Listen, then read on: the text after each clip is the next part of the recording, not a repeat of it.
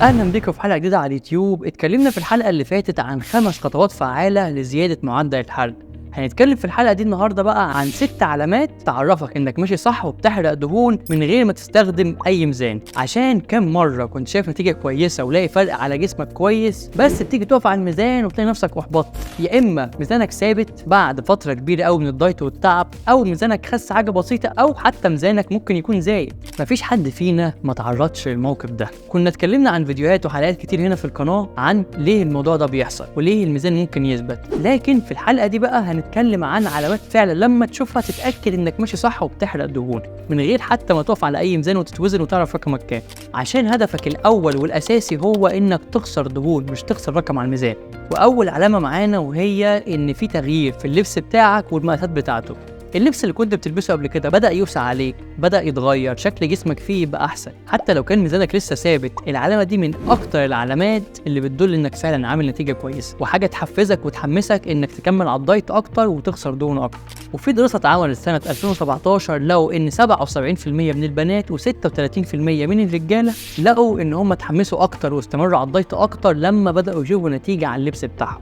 وتاني علامة معانا النهاردة هي إن مقاسات الجسم نفسها صغرت. يعني مثلا بتقيس كل فترة كده وتاخد مقاسات لجسمك، الصدر، الوسط، الرجل أو الدراع، وتلاقي المقاسات دي بدأت تصغر. دي برضو من العلامات المهمة جدا اللي تعرفك إنك ماشي صح من غير ما تقف على الميزان. لدرجة إن في أبحاث كتير بتربط بين مقاس الوسط بأمراض مزمنة كتير وأمراض قلب وصحة الجسم. عند الراجل المفروض محيط الوسط يبقى أقل من 94، وعند البنت بيبقى أقل من 80. لو محيط الوسط عند الراجل أو الست زاد عن الأرقام دي يبقى في خطر على صحة الجسم، مش مجرد شكل جسم وحش أو دهون زيادة وخلاص. ولازم تلحق نفسك بدري وتاخد خطوة إنك تبدأ تغير من شكل جسمك وتحسن من اللايف ستايل بتاعك والدايت بتاعك في أقرب وقت ممكن. وتالت علامة وهي زيادة الطاقة والنشاط والتركيز. لما بتبدأ تحرق وتخسر دهون من الجسم، حساسية الأنسولين في الجسم بتعلى، بالتالي النيوترنت أو المغذيات أو الأكل اللي بتاكله جسمك هيستفاد منه أكتر، والإفكت بتاعه على السيلز أو الخلايا هيزيد عشان الأنسولين هيبقى اشتغل عليه أحسن. فالطاقة عندك والنشاط ولياقتك البدنية هتبقى زادت، ده غير هتحس جسمك خفيف وبتتحرك أكتر بسهولة.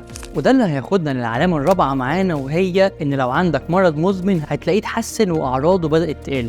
عندك مثلا ضغط عالي هتلاقي الضغط بدأ ينزل والأرقام بدأت تقل شوية. عندك مثلا سكر، مقاومة انسولين، هتلاقي مقاومة الانسولين قلت وحساسية الانسولين زادت زي ما قلنا. وكمان لو بتستخدم انسولين هتلاقي الجرعات بتاعته قلت. وكنا اتكلمنا في حلقات كاملة قبل كده عن الضغط ومقاومة الانسولين والسكر وايه احسن طرق العلاج اللي ممكن نعملها من غير ما نستخدم ادوية. هحط لكم لينك الحلقات دي فوق هنا او في الديسكريبشن تحت. والعلامة الخامسة معانا النهاردة وهي انك هتلاقي تحسن ونتائج في مناطق معينة في جسمك، حتى لو في مناطق تاني لسه زي ما هي ومش باين عليها اي نتيجة. خلينا نتفق على حاجة، جسمك مستحيل يخس من مناطق ويزيد من مناطق التاني، عشان جسمك كله زي سيستم واحد، يا يزيد يا يقل. لكن الموضوع هنا انك تلاقي مناطق فيها نتيجة وتحسن حلو قوي، مناطق تانية لسه دي ليها علاقة اكتر بالجينات.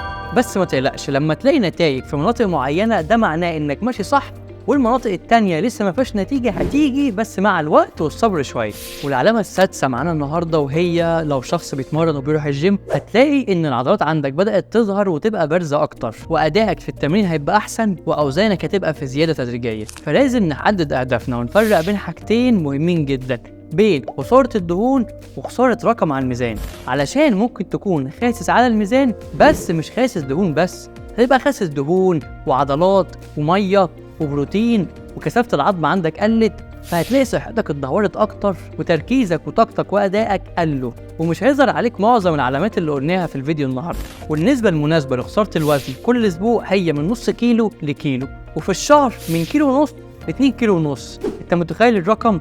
في ناس بتبقى جايه عايزه تكسر الارقام دي في يومين 3 بس. فلو انت شايف العلامات اللي قلنا عليها النهارده وحاسس فعلا في نتيجه، خلاص ارمي الميزان على جنب، مش لازم تتوزن تاني اصلا. انت مش هتمشي برقم الميزان في الشارع. ولو حابب تتوزن مثلا تشوف الدنيا ماشيه ازاي، ممكن تتوزن مره كل اسبوعين او 3، مش مثلا زي ما بنشوف في ناس بتتوزن كل يوم او اكتر من مره كمان في اليوم.